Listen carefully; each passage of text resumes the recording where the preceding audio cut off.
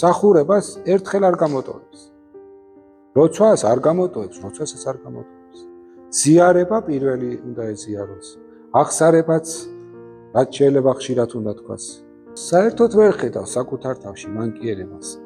ერთადერთი მანკიერება, რაც მას თვალში ხვდება, არიან ეს უშვილო ადამიანები. და ერთადერთი საზრისი აქვს, როგორ გაანადგუროს, როგორ აღმოფხრას ეს უშვილოება. როგორ უნდა აღმოფხრა უშვილოება სხვაში.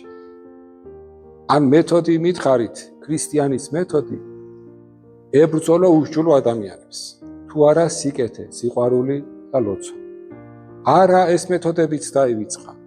ყველაფერი რაც შედეგს მოიტანს აი ამ ბრძოლაში უშვილოებასთან მისაღებია, იმიტომ რომ მიზანია დიადი და ნებისმიერი ტირანი ასე ჩამოყალიბდა და ამართლებდნენ ამ ტირანიას.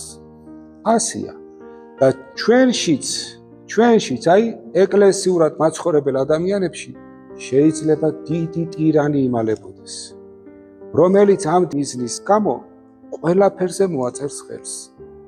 ჩვენ ამით იმის თქმა კი არ გსურს, რომ უშვილოებას არ უნდა ვებრძოლოთ, მაგრამ უშვილოებას უნდა ებრძოლოთ, არა უშვილოებს. განსხვავებაა. და როგორ ებრძვი?